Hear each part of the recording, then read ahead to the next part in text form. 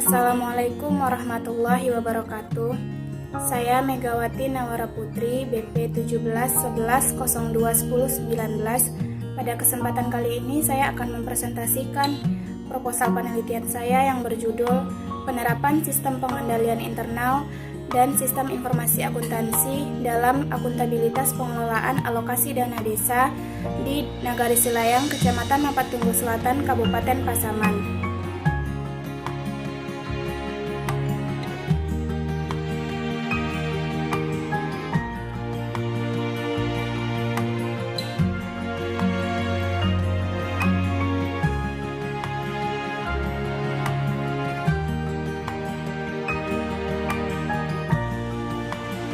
Baiklah, yang pertama yaitu pendahuluan. Dimulai dari latar belakang. Desa menurut Undang-Undang Nomor 6 Tahun 2014 tentang Desa adalah kesatuan masyarakat hukum yang memiliki batas wilayah yang berwenang untuk mengatur dan mengurus urusan pemerintahan, kepentingan masyarakat setempat berdasarkan prakarsa masyarakat, hak asal-usul, dan atau hak tradisional yang diakui dan dihormati dalam sistem pemerintahan Negara Kesatuan Republik Indonesia. Dengan diberlakukannya Undang-Undang Nomor 6 Tahun 2014 tentang Desa ini, desa diberikan otonomi daerah oleh pemerintah pusat untuk mengatur dan mengelola sistem pemerintahannya sendiri. Dengan adanya otonomi daerah dari pemerintahan pusat ini, maka pemerintah desa memiliki wewenang untuk mengatur segala sesuatu tentang pemerintahannya sendiri, termasuk di dalamnya alokasi dana desa. Perangkat desa sebagai pihak yang diberikan amanah dalam pemerintahan desa untuk mengatur dan mengelola dana desa yang bersumber dari APBN maupun APBD. Dalam mengelola dana desa ini, pemerintah desa harus mempunyai pengetahuan dan kompetensi di bidangnya untuk dapat terkelola dengan baik. Selain itu, dalam pemerintahan desa juga harus dilandasi dengan sistem pengendalian internal yang baik dan sistem informasi akuntansi yang baik dalam tata kelola dana desa tersebut. Hal ini dirasa perlu dilakukan agar dana desa dapat teralokasi dengan baik dan tepat sasaran.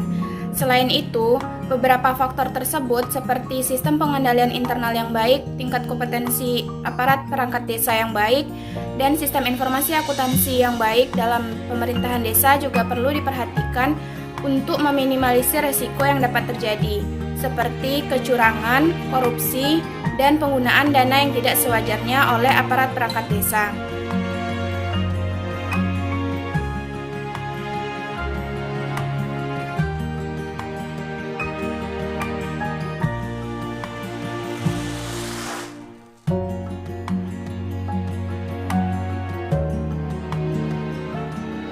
Selanjutnya yaitu rumusan masalah. Dalam penelitian ini, rumusan masalah yang diajukan adalah yang pertama, bagaimana sistem pengendalian internal yang diterapkan dalam pemerintahan desa dalam mengelola akuntabilitas pengelolaan alokasi dana desa di Nagari Silayang.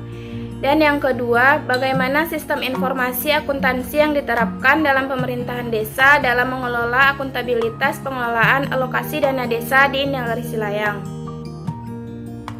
Selanjutnya, tujuan dari penelitian ini yaitu yang pertama, untuk mengetahui seperti apa sistem pengendalian internal yang diterapkan dalam akuntabilitas pengelolaan alokasi dana desa di pemerintahan Nagari Silayang.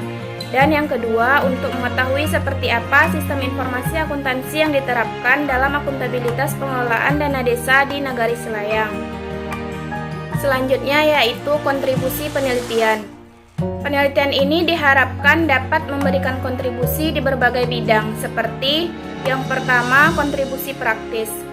Penelitian ini diharapkan dapat memberikan kontribusi berupa sumbangan pemikiran atau masukan bagi pemerintahan desa dalam mengelola alokasi dana desa agar kedepannya dapat teralokasikan dengan baik dan tepat sasaran. Yang kedua, kontribusi teoritis. Penelitian ini dapat menjadi bahan referensi bagi pembaca dan peneliti lainnya dalam bidang akuntabilitas pengelolaan alokasi dana desa. Dan yang ketiga, kontribusi bagi pengambilan keputusan. Penelitian ini diharapkan dapat menjadi pedoman dalam pengambilan keputusan bagi pejabat yang berwenang, baik itu pemerintah pusat maupun pemerintah daerah dalam menentukan apakah dana yang diberikan kepada pemerintahan desa yang bersangkutan tepat sasaran dialokasikan dan dikelola dengan baik atau tidak. Selanjutnya yaitu sistematika penulisan.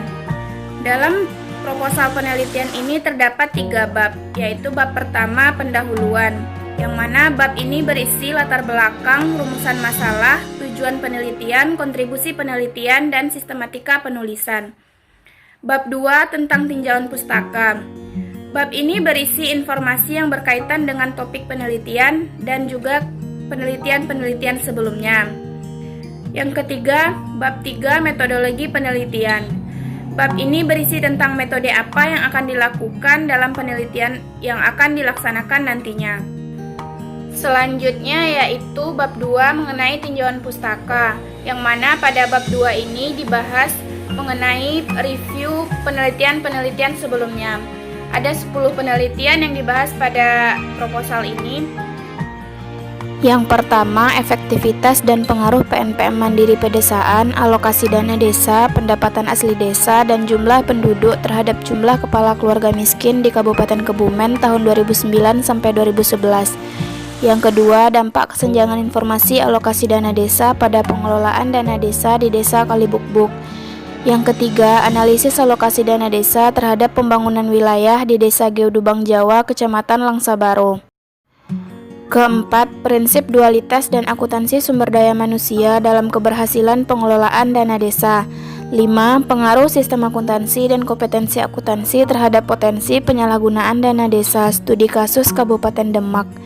6. Pengaruh sistem pengendalian intern, sistem informasi akuntansi, dan kompetensi aparat terhadap akuntabilitas pengelolaan dana desa, studi empiris desa-desa di Kabupaten Rokan Hulu. 7. Pengaruh kompetensi dan sistem pengendalian internal terhadap akuntabilitas pemerintahan desa dalam mengelola alokasi dana desa. 8. Analisis penerapan alokasi dana desa dalam upaya meningkatkan pembangunan desa, studi kasus pada Desa Suaan, Kecamatan Kalawat, Kabupaten Minahasa Utara.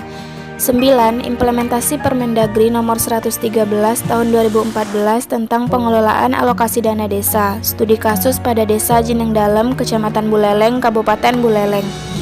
10. Akuntabilitas pemerintah desa dalam pengelolaan anggaran pendapatan dan belanja desa, studi kasus pada alokasi dana desa di Kabupaten Gayo Luas.